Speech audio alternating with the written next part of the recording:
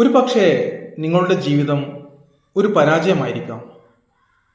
ഒരുപാട് ദുഃഖങ്ങളും ദുരിതങ്ങളും നിങ്ങൾ അനുഭവിക്കുന്നുണ്ടായിരിക്കാം.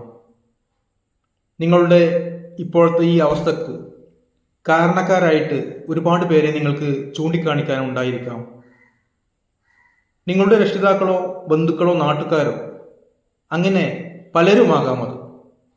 അതുപോലെ നിങ്ങളുടെ ഈ പരാജയങ്ങൾക്കും ദുരിതങ്ങൾക്കും നിങ്ങളുടെ ജീവിത സാഹചര്യങ്ങളാകാം കാരണം, നിങ്ങളുടെ കുട്ടിക്കാലത്തെ അനുഭവങ്ങളാകാം കാരണം, അങ്ങനെ പലതുമാകാം.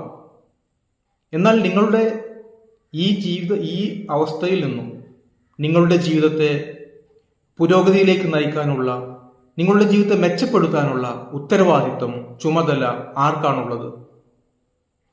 ആ ഉത്തരവാദിത്വം നിങ്ങൾക്ക് മാത്രമാണുള്ളത്. കഴിഞ്ഞുപോയ ഈ അവസ്ഥക്ക് കാരണക്കാർ ആരാണ് എന്ന് നോക്കുന്നതിൽ കാര്യമില്ല. കഴിഞ്ഞുപോയ കാലത്തെ കഴിഞ്ഞ സംഭവങ്ങളെ അതിൻ്റെ പാട്ടിന് വിടുക. നിങ്ങളുടെ ജീവിതത്തെ നിങ്ങൾ ആഗ്രഹിക്കുന്ന വഴിയിലൂടെ മുന്നേറാനുള്ള, വിജയത്തിലേക്ക് നയിക്കാനുള്ള പൂർണ്ണ ഉത്തരവാദിത്വം ഏറ്റെടുക്കുക.